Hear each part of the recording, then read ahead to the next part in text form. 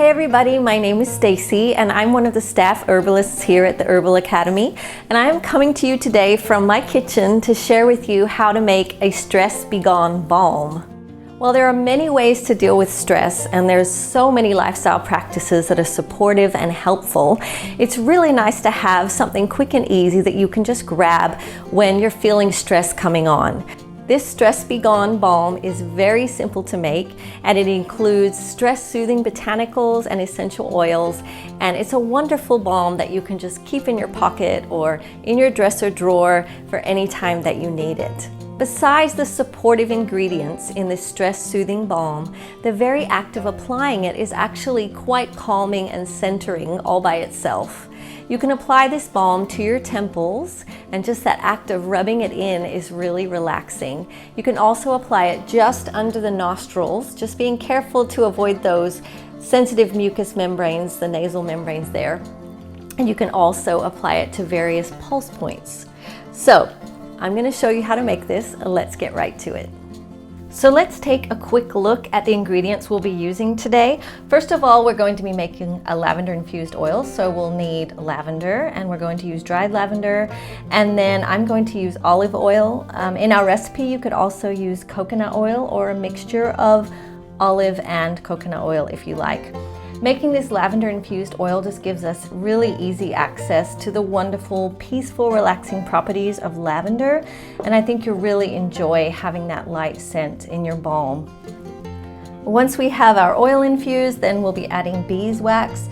And beeswax, it also has moisturizing qualities which are really great, but it helps thicken the balm, and it's really what makes it a balm, so that's super helpful. And then we'll be using some calming essential oils, and I'll talk more about which oils you might want to choose later, but I'll be using sweet orange, lavender, and vetiver. And of course you'll need some tins or a jar to put your balm in.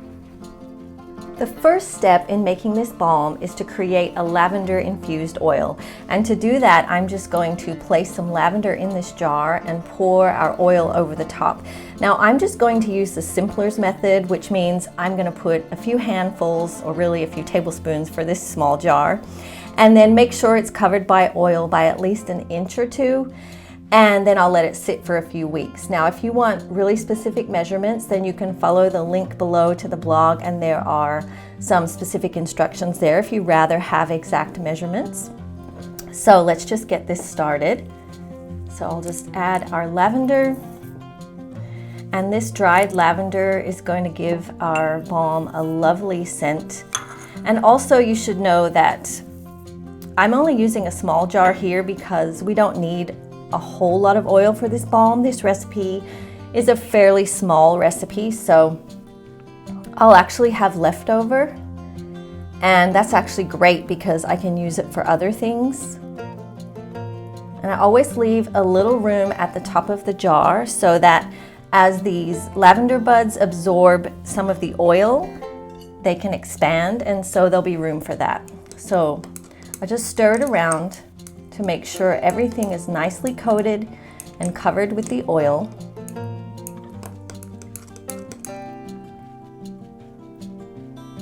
And then I have here some parchment paper, and I like to cover the jar with a little parchment paper, and this is just to protect the oil from any kind of chemical coating that could be on the lid. So we'll just add our lid. And it's a little harder to get on once we have that parchment, but just be persistent and you'll get it. And once you have the lid on, put it in a dark place. A nice warm dark cupboard is great, and then let it sit there for 2 to 4 weeks before straining out. Now, if you want to make this balm right away, I'll show you how you can infuse it on the stovetop. So if you'd like to make this balm right away, then you're going to use a warm infusion method, and you can do that on the top of a double boiler. If you don't have a double boiler, then I'll show you how to do a makeshift double boiler, which I tend to use quite often. And so you'll just need to put 2 to 3 inches of water in your pot here. And then I like to place a couple of jar lids in the bottom just to protect the bottom of our jar. And so stick those down. I have 2 there. And then I'm going to place our jar right on top. And then we'll warm this over a low heat for about 4 to 8 hours. You can actually do it longer, but this is something you must do when you're going to stay close by, because if this water starts to evaporate at all, then you can just add a little more, making sure it doesn't run dry. We don't want this to get super hot, just stay warm. So you can actually do this in a crock pot as well. So here we're going to put it on our heat, and when I say stay close by, I certainly don't mean stand next to your stovetop for 4 to 8 hours. I just mean I wouldn't say go and do a 2-hour grocery shop or go to a basketball game or something like that. I would do it when you're going to be puttering around the kitchen and staying home. So once our oil is sufficiently infused, we're going to take it out of the pan and just use caution because it may be hot. And I like to set it on a tea towel or something just to make sure in case the bottom's hot. Now I'll just move this forward so you can see it better. And obviously, because we're making this quickly, it's not hot right now, but if it were, then I would let it cool. And once it's cool, then we will decant the oil. So now we're ready to decant the oil. We're going to use a bowl. I love these bowls with a nice spout like this because it's so easy to pour it out. Once you're done, you can pour it straight into a jar. It's excellent for that. And to get all the little bits out, let's just move this over a bit. It's really great to use a strainer, a fine mesh strainer, and some cheesecloth. We're going to line that strainer with cheesecloth, and that just helps to get all the little bit of plant material out of our oil, so we have a nice clean oil. Now we'll take off the lid, and all we're going to do is pour it straight through our cheesecloth.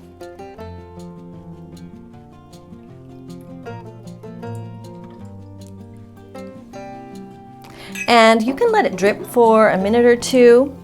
I always like to get a spoon and press it out a little bit just to encourage that oil to come out. And our goal here is to get as much of that precious oil out as we can. We don't want any of it to go to waste. We're going to gather up the edges, and we're going to use our muscles, and we're going to squeeze as hard as we can. And honestly, I'm always surprised as how much extra oil comes out when we do this. And once you feel like you've gotten as much oil out as you can, then you can discard or compost your lavender buds, and then we're ready to make our balm. So our next step is to measure out our oil, and we're going to use about 45 mils, which is approximately 1.5 ounces, and that's close to 3 tablespoons. We're going to use between 3.5 and 4.5 grams of beeswax, and the more beeswax we use, the firmer our balm will be. And if the balm turns out to be softer than you'd like, then you can always remelt and add a tad more beeswax. So now we're going to warm our oil, and you can pour this into the top of a double boiler. I'm going to use the makeshift double boiler that we used earlier, and I'm going to use a heavy-duty glass measuring cup. So just pour the oil in there, and we just want to warm this oil so it's warm enough to melt the beeswax. So we'll place it in our makeshift double boiler. I like using these cups because it hooks nicely over the edge. I feel like that helps it stay secure. And we'll warm this briefly until the oil warms, and then we'll add the beeswax. So I'll just get our burner going, and then we'll let that warm.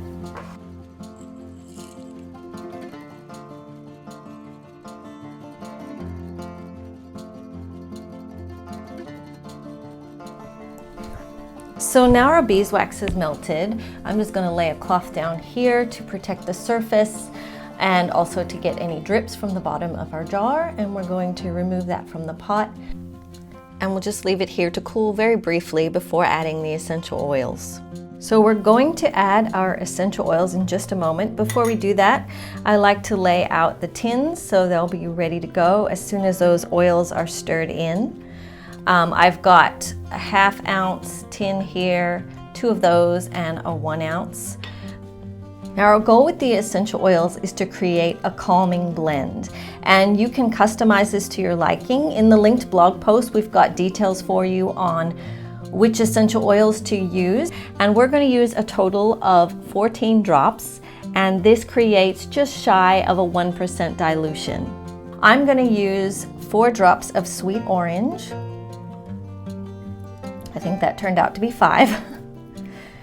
And then 4 drops of lavender. I think that was 5 too. And then, so since I used 5 and 5, then I'm going to add 4 drops of vetiver. And vetiver is a lot thicker.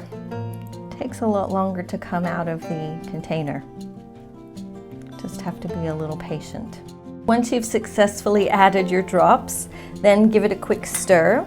Some other essential oils you might like to use here would be chamomile or neroli. Sweet basil would also be great, and rose otto or rose geranium would be wonderful calming essential oils to include. Just be sure you add 14 drops total essential oils, not 14 drops each. So once we've got it stirred up, we'll pour it into our tins.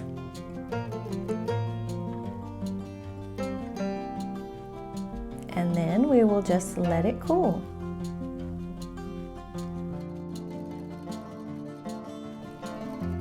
I hope you enjoyed this video and that you'll have fun making this Stress Be Gone balm. I hope that it's helpful to you, and if you would like more information, please be sure to check out the link below, which has a link straight to our website where we share all the details about how to make this balm. The full recipe for you is right there. I'll see you next time.